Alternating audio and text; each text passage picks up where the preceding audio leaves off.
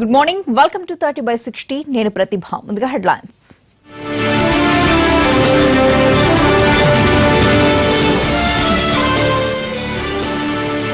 ఎమ్మెల్యేలు అమ్మకు ద్రోహం చేశారంటున్న పన్నీర్. అసెంబ్లీలో హై డ్రామాపై గవర్నర్ను కలిసే యోచన. యూపీలో మూడో దశ పోలింగ్ ప్రారంభం. సొంత ఇలాకాలో అఖిలేష్ కు అగ్ని పరీక్ష. మార్పు కోసం మనిషికి 10 రూపాయలు ఇవ్వండి.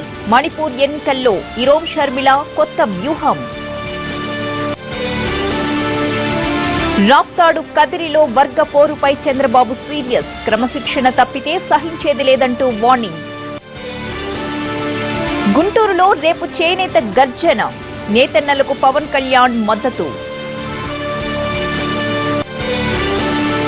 నెల్లూరు జెడ్పీ సీఈఓ వద్ద 75 కోట్ల అక్రమాస్తులు. కటకటాలు లెక్క పెడుతున్న రామిరెడ్డి. సిరిసిల్ల చేనేత కార్మికులతో ఇవాళ సమావేశం కానున్నారు సీఎం కేసీఆర్. చేనేత మగ్గాలపై ఆధారపడ్డ వారి స్థితిగతులు బాగాలేవని, బతకడం కష్టమై ఆత్మహత్యలు చేసుకుంటున్నారని అన్నారాయన. నేతరంగ సమస్యలపై నిన్న సమీక్ష జరిపిన సీఎం వారి సమస్యలకు శాశ్వతంగా పరిష్కారం కూడా చూపుతామన్నారు. ఈ రంగం అభివృద్ధి కోసం అమలవుతున్న పథకాల గురించి అడిగి తెలుసుకున్నారు. చేనేత లాభసాటిగా మారడానికి ప్రోత్సాహకాలు, రాయితీలు, మినహాయింపులు ఇవ్వాలని సూచించారు కేసీఆర్. గ్రామీణ ప్రాంతాలకు మరిన్ని ఇళ్లు కేటాయించాలని నిర్ణయించారు ఏపీ సీఎం చంద్రబాబు. గ్రామీణ ప్రాంతాల్లో ప్రధానమంత్రి ఆవాస్ యోజన పథకం కింద చేపట్టిన ఇళ్లకు సంబంధించి ఏపీకి తక్కువ కేటాయింపులు ఉన్నాయన్నారు చంద్రబాబు. ఈ విషయంలో ప్రధానికి మరోసారి లేఖ రాయాలని నిర్ణయించారు. ఈ విషయంలో కేంద్రంపై ఒత్తిడి తీసుకురావాలని ఎంపీలకు సూచించారు. గృహ నిర్మాణ శాఖపై అధికారులతో సమీక్ష నిర్వహించిన చంద్రబాబు రాష్ట్రంలో మొత్తం 12 లక్షల ఇళ్లు నిర్మించాలని లక్ష్యంగా పెట్టుకున్నట్లు చెప్పారు. మొదటి విడతలో 5 లక్షల ఇళ్లను పూర్తి చేస్తామన్నారు. ఇళ్లను జియో ట్యాగింగ్ చేసి బయోమెట్రిక్ విధానాన్ని అమలు చేస్తే వాస్తవ వివరాలు తెలుసుకునే వీలు కలుగుతుందని అధికారులకు సూచించారాయన.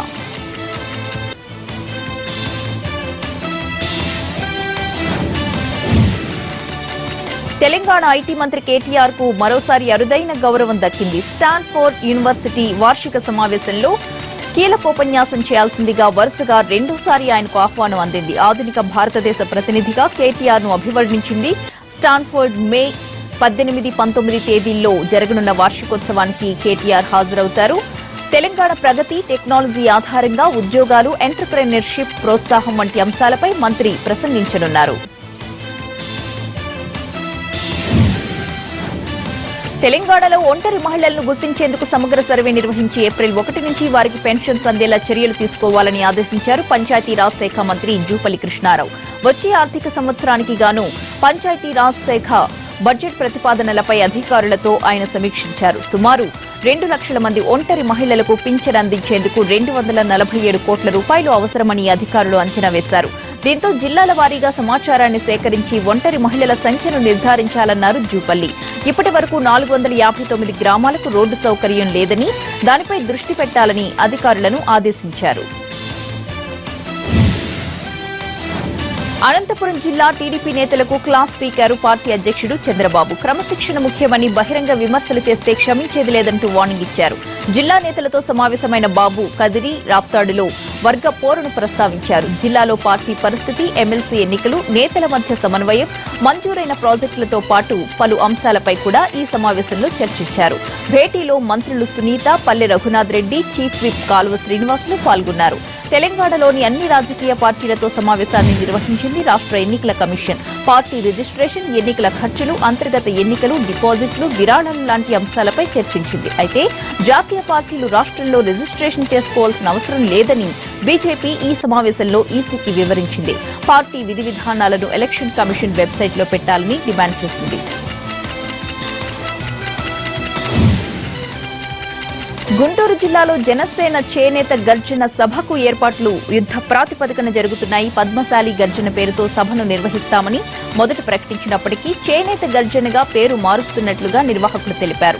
రాష్ట్రంలో 18 కులాలు చేనేతతో అనుబంధం ఉన్నందున చేనేత గర్జనగా మారుస్తున్నట్లు ప్రకటించారు. రేపు జరిగే ఈ సభకు 80,000 మంది దాకా వస్తారని అంచనా.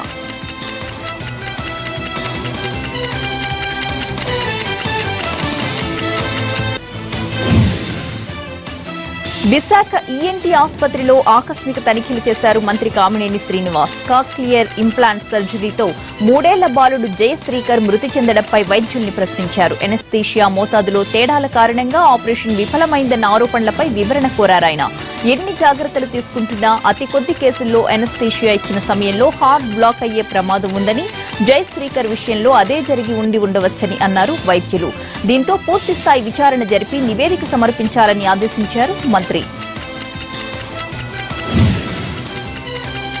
ఉత్తరాంధ్ర, రాయలసీమలపై కేంద్ర, రాష్ట్ర ప్రభుత్వాల వైఖరిని నిరసిస్తూ విశాఖలో లోక్సత్తా చేపట్టిన మౌన దీక్షకు సంఘీభావం తెలిపారు మాజీ మంత్రులు. ఆందోళనకారులకు నిమ్మరసమిచ్చి దీక్ష విరమింపచేశారు కొణతాల రామకృష్ణ, దాడి వీరభద్రరావు. విభజన చట్టం హామీల్ని అమలుపరచడంలో బీజేపీ, టీడీపీలు పూర్తిగా విఫలమయ్యాయని ఆరోపించారు. పార్లమెంట్ సాక్షిగా ఇచ్చిన హామీలకు విలువనివ్వకుండా ప్రభుత్వాలు పనిచేస్తున్నాయని విమర్శించారు. ప్రత్యేక హోదా కంటే ప్యాకేజ్ ఏ విధంగా ఉత్తమమో చెప్పాలన్నారు మాజీ మంత్రులు. ప్రభుత్వ బెదిరింపులకు భయపడేది లేదన్నారు టీజేఏసీ చైర్మన్ కోదండరాం. ఈ నెల 22న నిరుద్యోగ నిరసన ర్యాలీని శాంతియుతంగానే నిర్వహిస్తామన్నారు. నిజామాబాద్ జిల్లా డిచ్పల్లిలోని తెలంగాణ యూనివర్సిటీ విద్యార్థి మహాసభకు హాజరైన కోదండరాం ర్యాలీకి ఇప్పటి వరకు పోలీసు అనుమతి లభించలేదన్నారు. అయినా సరే అడ్డుకోవడం ఎవరితరం కాదన్నారు. అధికారంలోకి వస్తే 1,20,000 ఉద్యోగాలు ఇస్తామని చేసిన వాగ్దానాన్ని టీఆర్ఎస్ సర్కార్ నిలబెట్టుకోలేదన్నారు.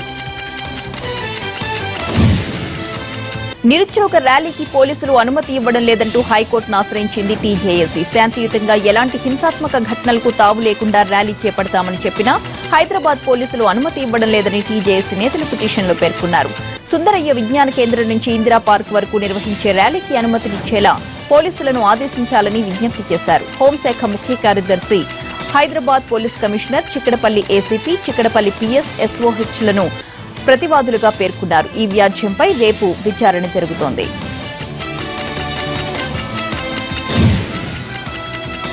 30/60లో బ్రేక్ తీసుకుందాం. Stay tuned.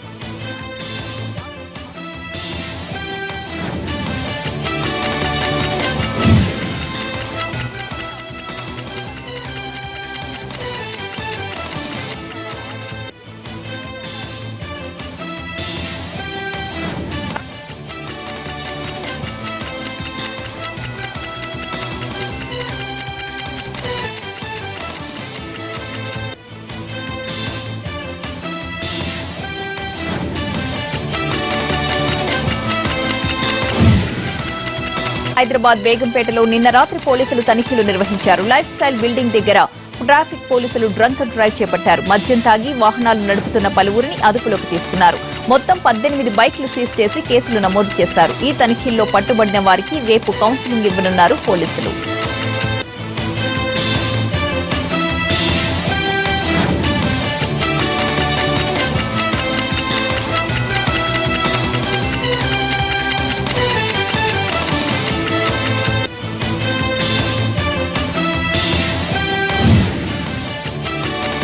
విశ్వాస పరీక్షలో ఓడిపోయినా తమిళనాడు మాజీ సీఎం పన్నీర్ సెల్వంకు మద్దతు లభిస్తూనే ఉంది. సోషల్ నెట్వర్కింగ్ సైట్ల వేదికగా అభిమానులు ఆయనకు మద్దతు పలుకుతున్నారు.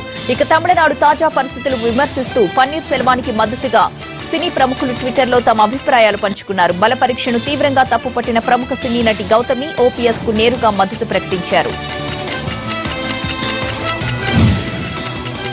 తమిళనాడు అసెంబ్లీలో జరిగిన బల పరీక్ష తీరుపై డీఎంకే వర్కింగ్ ప్రెసిడెంట్ స్టాలిన్ ఆగ్రహం వ్యక్తం చేస్తున్నారు. బల పరీక్ష తరువాతి పరిణామాలపై గవర్నర్ విద్యాసాగర్ రావుకు లేఖ రాశారు స్టాలిన్. డీఎంకే లేకుండా అసెంబ్లీలో బల పరీక్ష నిర్వహించి దొడ్డిదారిలో ముఖ్యమంత్రిని గెలిపించడమే స్పీకర్ ఎజెండాగా ఉందని ఆయన మండిపడ్డారు. తమిళనాడులో అప్రజాస్వామిక విలువలను కాపాడాలని గవర్నర్కు రాసిన లేఖలో స్టాలిన్ కోరారు. బల పరీక్షను రద్దు చేసి రహస్య ఓటింగ్ ద్వారా నిర్వహించాలని విజ్ఞప్తి చేశారు. ఓవైపు తమిళనాడు అసెంబ్లీలో బల నిరూపణ జరుగుతుంటే జైల్లో టీవీ చూస్తూ గడిపారట అన్నాడీఎంకే ప్రధాన కార్యదర్శి శశికళ, ఆమె వదిన ఇళవరసి. అసెంబ్లీలో ఏం జరుగుతుందో తాను చూడాలనుకుంటున్నట్లు జైలు అధికారులకు శశికళ విజ్ఞప్తి చేశారు. వారుండే సెల్లో టీవీ సదుపాయం లేకపోవడంతో వీఐపీ బ్యారక్ ని టీవీ పెట్టారు జైలు సిబ్బంది. దీంతో అసెంబ్లీలో జరుగుతున్న బల పరీక్షను సుమారు 40 నిమిషాల పాటు శశికళ వీక్షించారు. మానవ హక్కుల ఉద్యమకారిణి ఇరోం షర్మిల తన రాజకీయ పార్టీ నిధుల కోసం ఆమె ఆన్లైన్ ద్వారా విరాళాలు సేకరిస్తున్నారు. పోలింగ్ నిధుల కోసం ఆన్లైన్ ద్వారా విరాళాలను సేకరిస్తున్న తొలి స్థానిక పార్టీ షర్మిలదే. ఎన్నికల ప్రచారాన్ని ఆ పార్టీ కార్యకర్తలు సైకిళ్లపై వెళ్లి చేయాలని నిర్ణయించుకున్నారు. 10 for Change నినాదంతో ఈ విరాళాల సేకరణ కార్యక్రమాన్ని చేపట్టినట్లు పార్టీ వర్గాలు వెల్లడించాయి. ఎన్నికల ఖర్చులో పారదర్శకతను తీసుకురావడానికే ఈ విధమైన మార్గాన్ని ఎంచుకున్నట్లు తెలిపారు. ఆన్లైన్ ఫండింగ్ ద్వారా పీఆర్జేఏ ఇప్పటి వరకు 4.5 లక్షలు సేకరించింది. పార్టీకి విరాళంగా వస్తున్న ప్రతి ఒక్క రూపాయికి సంబంధించిన లెక్క తమ వద్ద ఉంటుందని ఆ పార్టీ కన్వీనర్ ఎరెంద్రో తెలిపారు. ఎన్నికల్లో ధన ప్రవాహానికి అడ్డుకట్ట వేయడమే ముఖ్య లక్ష్యంగా ఈ ఆన్లైన్ క్రౌడ్ ఫండింగ్ ను చేపట్టినట్లుగా ఆమె పేర్కొన్నారు.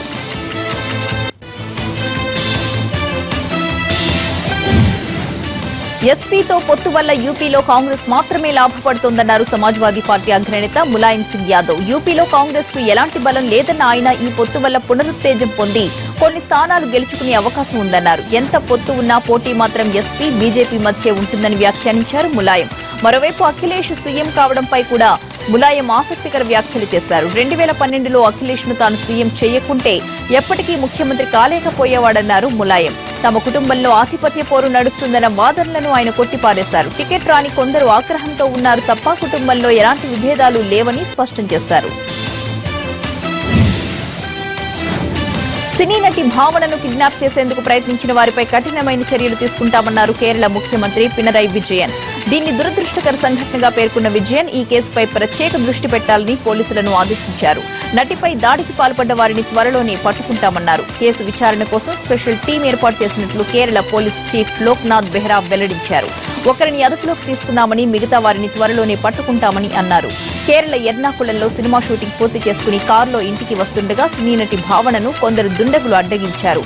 ఆమె కారును అడ్డుకుని అందులోకి చొరబడి దారి మళ్లించారు. కదులుతున్న కారులో ఆమెను వేధింపులకు గురి చేయడంతో పాటు ఫోటోలు, వీడియోలు చిత్రీకరించినట్లు భావన పోలీసులకు ఫిర్యాదు చేశారు. ఆర్జేడీ మాజీ ఎంపీ మహమ్మద్ షాబుద్దీన్ ను భారీ భద్రత నడుమ పోలీసులు తీహార్ జైలుకు తరలించారు. సుప్రీంకోర్టు ఆదేశాల ప్రకారం బీహార్లోని సివాన్ జైలు నుంచి ఆయన్ను మొదటగా పాట్నాలోని జైలుకు తరలించారు. అక్కడి నుంచి ఢిల్లీలోని తీహార్ జైలుకు పోలీసులు తరలించారు.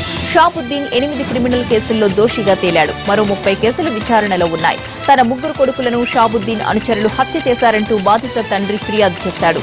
ఈ కేసు విచారణ సజావుగా జరిగేందుకు షాబుద్దీన్ ను పోలీసులు తీహార్ జైలుకు తరలించారు. గ్యాంగ్ రేప్, లైంగిక వేధింపుల కేసులో యూపీ మంత్రి గాయత్రి ప్రజాపతిపై ఎఫ్ఐఆర్ నమోదైంది. తనపై మంత్రి లైంగిక దాడికి పాల్పడ్డారంటూ ఓ మహిళ దాఖలు చేసిన పిటిషన్, అత్యాచారానికి సంబంధించిన ఫోటోలు కూడా తీశారని ఆ మహిళ ఫిర్యాదులో పేర్కొంది. ఎవరితోనైనా చెబితే ఆ ఫోటోలు బహిర్గతం చేస్తామంటూ గత 2 ఏళ్లుగా వేధిస్తున్నారంటూ ఆరోపించింది. బాధితురాలి పిటిషన్పై విచారణ జరిపిన సుప్రీంకోర్టు కేసు నమోదు చేయాలని ఆదేశించింది. దీంతో ప్రజాపతిపై ఎఫ్ఐఆర్ నమోదైంది. అయితే ఇదంతా బీజేపీ పన్నిన కుట్రగా ప్రజాపతి కొట్టిపారేస్తున్నారు.